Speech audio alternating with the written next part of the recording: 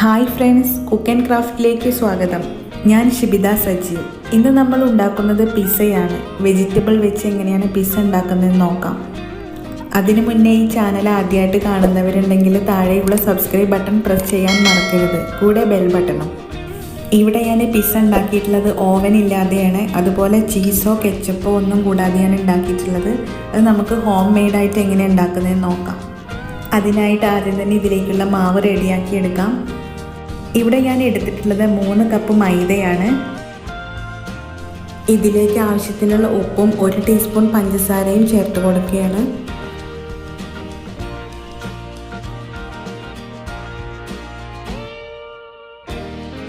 ഇനി ഞാൻ ഇതിലേക്ക് 1 ടീസ്പൂൺ ബേക്കിംഗ് പൗഡർ ചേർത്ത് കൊടുക്കുകയാണ്. കൂടെ 2 ടീസ്പൂൺ നെയ്യും. നെയ്യിന് പകരം നമുക്ക് ഓയിലും ചേർക്കാവുന്നതാണ്. ഇനി ഞാൻ ഇതിലേക്ക് ഒരു 4 ടീസ്പൂൺ തൈര് ചേർത്ത് കൊടുക്കുകയാണ്. എന്നിട്ട് നല്ലതുപോലെ ഒന്ന് കുഴച്ചെടുക്കാം. കുഴച്ചെടുക്കുന്ന സമയത്ത് നമുക്ക് ആവശ്യത്തിനുള്ള വെള്ളവും ചേർത്ത് കൊടുക്കാവുന്നതാണ്. ഒരു ചപ്പാത്തിയുടെ പരുവാവുന്നവരെ നമുക്കൊരു 8 മിനിറ്റ് നേരം നല്ലതുപോലെ സോഫ്റ്റ് ആവുന്നവരെ കുഴച്ചെടുക്കാം. ഇതൊരു നനഞ്ഞ ടവൽ വെച്ച് 2 മണിക്കൂറായി മൂടി വയ്ക്കാം. ഇനി ചെയ്യാനുള്ളത് ഇതിലേക്കുള്ള വൈറ്റ് സോസ് ഉണ്ടാക്കിയെടുക്കുകയാണ്. അതിനായിട്ട് 2 ടീസ്പൂൺ വെണ്ണ ഞാനൊരു പാനിൽ ചൂടാക്കിയെടുക്കുകയാണ്. അതിലേക്ക് ഒരു 4 ടേബിൾ സ്പൂൺ മൈദ ചേർത്ത് കൊടുത്ത് ഒരു ലോ ഫ്ലെയിമിലിട്ടിട്ട് ഇത് നല്ലപോലെ ഒന്ന് മിക്സാക്കി എടുക്കാം. ലോ ഫ്ലെയിമിലിട്ട് തന്നെ ഇതൊരു ഏകദേശം 3 മിനിറ്റ് നേരം നമുക്ക് വേവിക്കാം. അതിനുശേഷം ഞാൻ ഇതിലേക്കൊരു 1/2 കപ്പ് മിൽക്ക് ചേർത്ത് കൊടുക്കുകയാണ്. ഇതൊന്ന് ഇളക്കി കൊടുത്തതിന് ശേഷം ഇതിലേക്ക് ആവശ്യത്തിനുള്ള ഉപ്പ് ചേർത്ത് കൊടുക്കാം. എന്നിട്ട് ഇത് കുറുകി വരുന്നവരെ ഇങ്ങനെ ലോ ഫ്ലെയിമിലിട്ട് തന്നെ ഇളക്കി കൊടുത്തുകൊണ്ടിരിക്കാം. പാല് കുറുകി വന്നാൽ ഇതിലേക്ക് കുറച്ച് വെള്ളം ഒഴിച്ച് കൊടുക്കാം. അതിനുശേഷം ക്രീം രൂപത്തിലാവുന്നവരെ നല്ലപോലെ ഒന്ന് മിക്സ് ചെയ്യാം.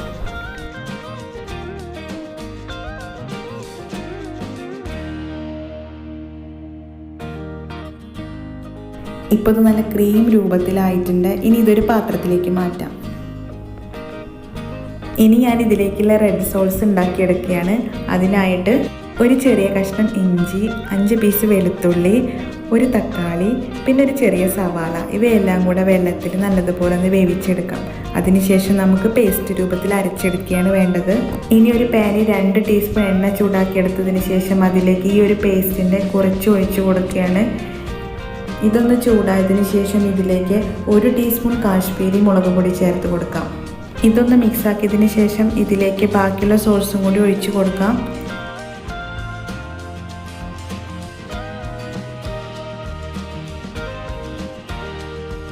ഇനി ഞാനിതൊന്ന് നല്ലതുപോലെ ഇളക്കി കൊടുക്കുകയാണ്.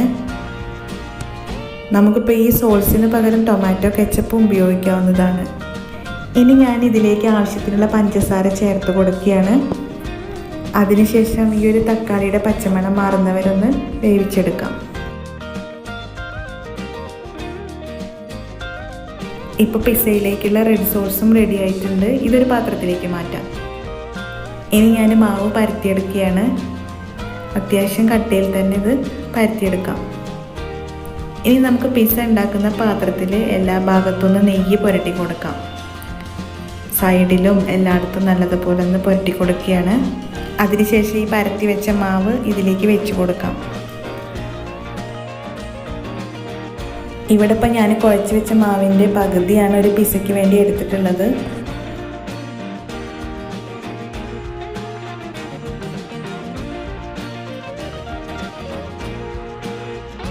ഇനി ഞാൻ ഇതിൻ്റെ സൈഡിലൊക്കെ ഒന്ന് നെയ്യ് ബ്രഷ് ചെയ്ത് കൊടുക്കുകയാണ്. അതിനുശേഷം നമ്മൾ നേരത്തെ റെഡിയാക്കി വെച്ച വൈറ്റ് സോസ് എല്ലാ ഭാഗത്തുനിന്നും ആക്കി കൊടുക്കാം.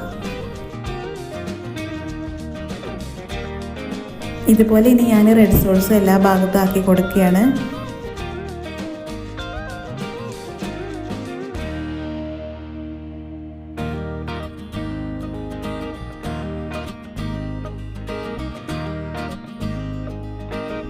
ഇനി ഞാൻ ഇതിൻ്റെ മുകളിൽ വെജിറ്റബിൾസ് വെച്ച് കൊടുക്കുകയാണ്. അതിനായിട്ട് ഞാനിവിടെ എടുത്തിട്ടുള്ളത് ഗ്രീൻ ക്യാപ്സിക്കം, യെല്ലോ ക്യാപ്സിക്കം, പിന്നെ ഒരു സവാള, സ്വീറ്റ് കോൺ ഇവയൊക്കെയാണ്.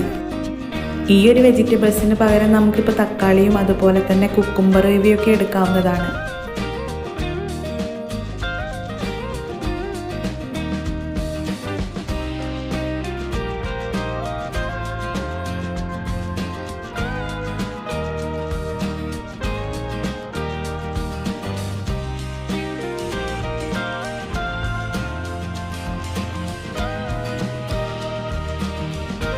വെജിറ്റബിൾസ് എല്ലാം ഇട്ട് കൊടുത്തതിന് ശേഷം നമുക്കിതിൻ്റെ ഇടയിലൂടെ വൈറ്റ് സോസ് ആക്കി കൊടുക്കാം.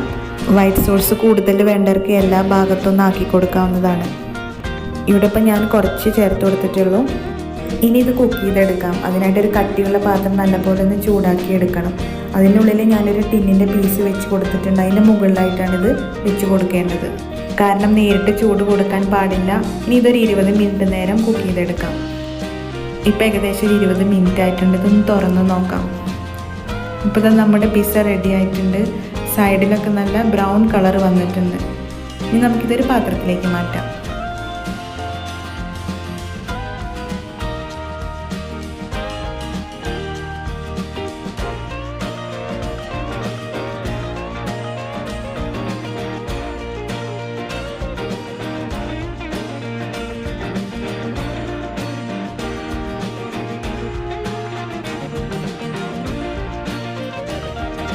ഇതുപോലെ ഇനി ബാക്കിയുള്ള മാവ് വെച്ച് ഒന്നുകൂടി ഉണ്ടാക്കിയെടുക്കാം.